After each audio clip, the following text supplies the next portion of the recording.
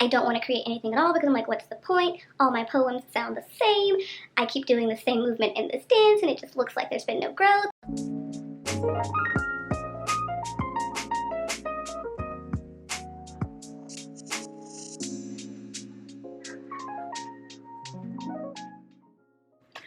Hola beloveds, and welcome back to my channel, Pen of the Beloved, the dwelling place for the creative.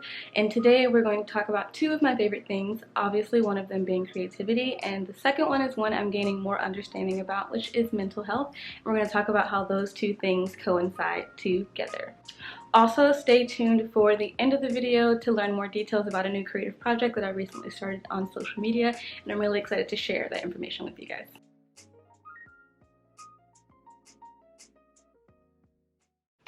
So, I don't know about you guys, but the last few months, humanity as a whole has been going through a time.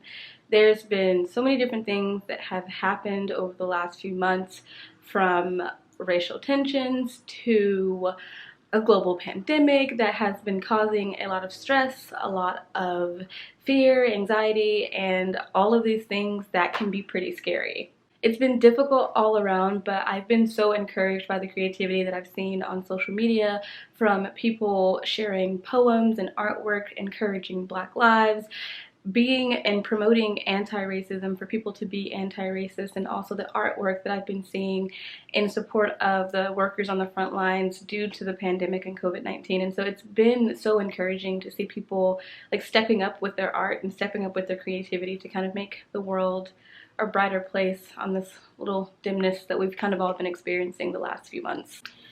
So in today's video, I want to share 3 different ways creativity and mental health coincide. I think mental health is such a huge part of the human experience and oftentimes can be forsaken when not thought about carefully and not thought about in the ways of how our mental capacities are integrated into our everyday lives. And I will say, I am not a therapist, I am not a clinical psychologist by any means, but I am a human being who has mental capacity, and so I wanted to talk about this and how mental health and creativity have been coinciding in my life.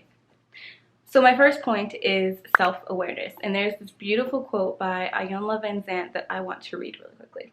I gotta find it. The quote says, "The journey into self-love and self-acceptance must begin with self-examination. Until you take the journey of self-reflection, it is almost impossible to grow or learn in life." And so for me, a lot of ways that I've experienced and have chosen to do self-awareness has come through in my writing. So when I was a kid, I always wanted to have a diary, but the fact of writing Dear Diary didn't make sense to me. I didn't understand why I was personifying a journal. And so I would keep a journal, but it developed more into a prayer journal, which then developed into poems. And so for me, a lot of my self-awareness and understanding how I'm feeling mentally, emotionally, and even spiritually broke through putting words on paper. And I think self-awareness it's obviously, as it is awareness of yourself. And I think self-awareness for creative people can either be negative or it can be positive. And I say for creative people because oftentimes we can focus on what we're not doing and what we're not doing well, and that will outweigh the positives of what we are doing and what we are doing well and how we are growing and becoming better people. And as a whole, our creativity can be contingent upon our self-awareness, because creativity, for the most part, is a private act. Before we share anything with the world, before there's a post, before there is anything on social media, before there's a dance, a painting, or anything, before we share it with the world, we are first and foremost sharing it with ourselves. And the act of creating comes from within us. Like how we're creating and what we're creating starts here, and then it becomes an idea, and then it forms on whatever medium that you use. And so self-awareness, a healthy self-awareness, not negative outweighing the positive, or the what you think you're not doing so well somehow then hinges upon what you are doing, which I've done that before. And then I get to a place where I don't want to create anything at all because I'm like, what's the point? All my poems sound the same. I keep doing the same movement in this dance and it just looks like there's been no growth. And instead of focusing on the growth, instead of focusing on the fact that I'm waking up in the morning and I'm choosing to commit to it, I can then pull out more negative than I am pulling out positive. And so self-awareness and a positive self-awareness is helping me become a better creative person. And my next tip is self-care. So self-care is interesting because I came about on this word maybe, when did I graduate college? 2017.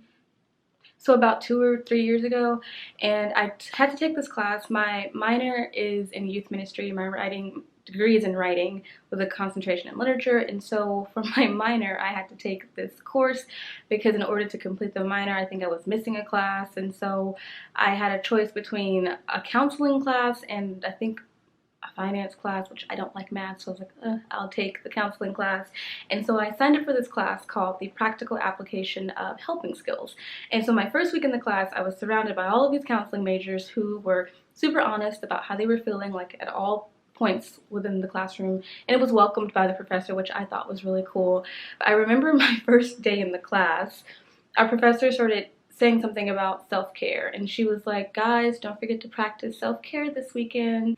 And I'm sitting in my desk as quiet as I can be because I don't know any of these people, thinking to myself, what is self-care? And why do they seem so excited about this thing called self-care? And so I didn't ask any questions because I don't like to talk in classroom settings most of the time. And so as the semester went on, self-care kept being mentioned, and I finally grasped this idea of, oh, this is self-care. It's literally taking care of yourself. So when you are aware of yourself physically, mentally, emotionally, spiritually, you become aware of like your limits, of what boundaries you need to set in place, how to kind of rejuvenate, recuperate, and then continue to move forward. So self-care is literally taking care of yourself. And so self-care can mean anything for any person. It can mean Korean face masks, which are very enjoyable, or it can mean taking long walks in nature without electronics so people won't bother you. It could be sitting in a quiet room and doing absolutely nothing. It could be listening to your favorite album. It could be anything that is bettering your mental, emotional state of mind, and that allows you this place to rest and come back and start doing it all over again. And I think for me, self-care is usually writing. So it's like what I love to do and what I also do to like share with the world are kind of the one and the same thing. And there are other things that I do, but writing was definitely probably at the top of the list. And I started to write more as a practice of just for myself recently in the last, it's been about 6 months of the year. So I started probably around February, March, just writing just for myself instead of writing to share. And it's been really nice and been more of a release of like, this is what writing feels like. And it's really nice.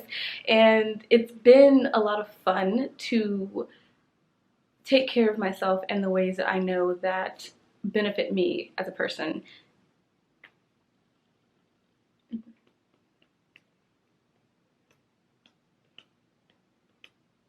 I will definitely say one of the biggest motivators for self-care is knowing your boundaries and knowing how much you can take, how much you can do before you kind of reach this stage of burnout. I think one important boundary as a creative person to set is knowing the boundary between creating for an audience, creating for profit, and then also remembering why you do the thing that you do in the first place. And I remember when I became a writing major, I remember emailing my professor because I like to know things in advance. So it's like the middle of June 2013 and I'm emailing the writing professor who has no idea who I am. And I'm like, so I want to be a writing major. What does this look like? And I remember I was rereading the emails not too long ago, and one of the things that he said is, if you don't enjoy it, then this will not be the right major for you. If you don't enjoy reading, this will not be the right major for you. And I think as creative people, we kind of have a grasp on what we enjoy, but in order to have a healthy mental state, don't let the thing you enjoy become the very thing you don't look forward to doing anymore because it's become a job or a task. And so self-care is definitely important. It's definitely needed in a space where creative people are creating all the time. But we have to remember why we're creating and what started it in the first place. And remember the passion and the joy of what you do. So my last point is creation. So the literal definition of the word to create is to bring into being, to make, produce, procreate, or to bring into a state of being, a state of existence. And so creativity is literally a self-expression. That's what creativity is. To create is to express ourselves creatively through whatever medium. And I have a lot of experience from college, a lot of stories about college, but I took this course in college called Christian Culture and the Imagination. And one of the things that we studied, because the class was basically about the concept of Christian art, and I use quotations because you can't really classify art as Christian because art is subjective, and it's a whole different topic for another video. But we studied culture and Christianity, and we studied different perspectives and concepts and ideas from different artists of what they believe to be true about the world. And one thing that has stuck out to me till this day is that the state of a person will almost inevitably come through in that person's work. So whatever you believe to be true about the world, true about yourself, true about faith and spirituality, it comes through in the work. So if the positives outweigh the negatives, or the negatives outweigh the positives in how you view yourself and how you view love, that idea and that perception comes through in whatever you create. And so I think about God and how God created the world, the heavens and the earth. The earth was without form, it was void, there was nothing, but God created out of himself. And as someone who believes in God, I believe I am of God, and therefore I am also a creator. And what I create comes from me. And so it's a direct correlation of what I believe to be true about myself, true about love, true about the idea of family, true about God. And this isn't to say that I don't write about things that are sad or anything of that nature, but my worldview centers around what I believe to be true about those different areas in my life. And as a creative person, what you believe about creativity and what you, I say especially, believe about yourself, it comes through in your work, which is why self-awareness and self-care are so important, because mentally you have to know where you are and what state you are in, because mental health encompasses social, emotional, and mental well-being. Like, how are you feeling about the world and feeling about yourself? And ultimately what you believe to be true about those things will come through in the work that you create.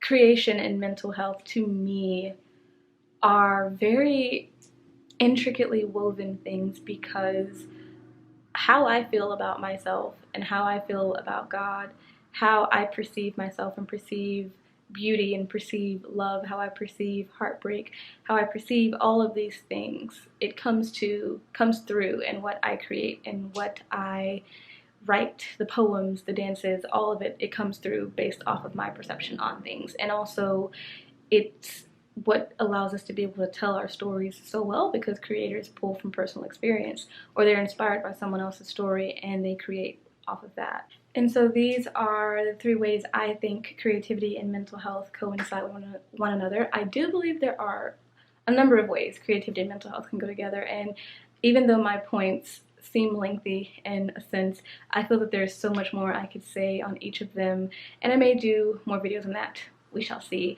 But thank you for watching this video. Don't forget to like, comment, and subscribe. Also, if you like this video, make sure you check out my other video, Creative Habits for Daily Life. It's a pretty interesting video, one of my first videos actually, so it will be interesting to watch. But thank you for watching, and stay creative. Also, for those of you who are still watching and have watched this video, the creative project that I mentioned in the beginning is something I started in response to what's happened the last couple of months, in response to the racial tensions and racial injustice that we've been seeing. And honestly, it's been happening for a very long time, but it's now coming to the forefront, and we have a lot of people who are willing to have conversations and to talk about things that people really didn't want to talk about in the beginning for a very long time. And so I started something called the Creativity Coalition, which is a creative outlet that I started in a response to racism and to help people start conversations about racism in America and how to be anti-racist through creativity and through art, and how creativity can be used to start those conversations. And so if you're interested, you can check out my website, penofthebeloved.com/the Creativity Coalition, and also follow the Creativity Coalition on Instagram, and I will be posting some really interesting things this week. But thank you for watching. I hope you enjoyed it, and don't forget to comment and like and subscribe and to share this video.